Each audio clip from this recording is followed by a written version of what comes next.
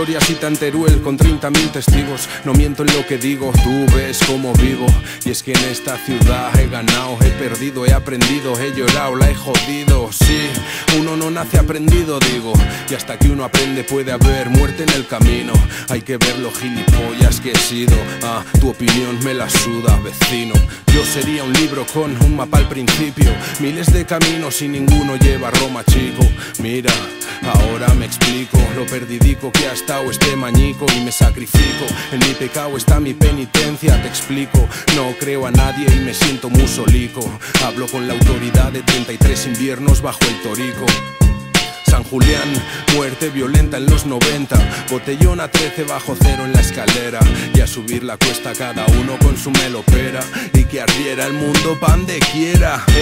Desde entonces más madera, más cervezas, más orujo de hierbas. Cuando entro a un bar dejo mis problemas fuera. Salgo a fumar con ellos pero nunca me esperan.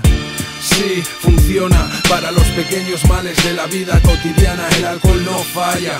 La primera jarra de un trago, la penúltima entre cantos que ahuyenten los llantos. Sí, funciona para los pequeños males de la vida cotidiana. El alcohol no falla. La primera jarra de un trago, la penúltima entre cantos que ahuyenten los llantos. La rutina, el tedio, la nada. Ese grifo en la barra meándola bien helada.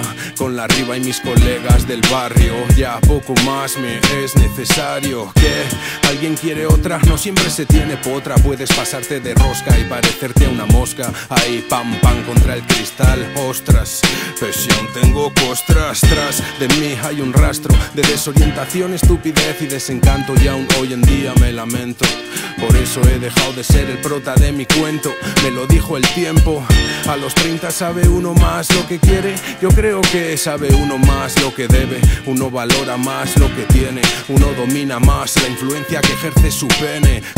No frene, sigo siendo un nene. Mi edad no corresponde con la de mi mente. Y enfrente de mí hay una jarra helada de birra en la barra que me reclama urgente. Soy un impaciente, de verdad esta sociedad me da asco. Entiende que a esta especie en guerra constante le hace falta más marihuana y menos representante. Sí, funciona para los pequeños males de la vida cotidiana. El alcohol no falla.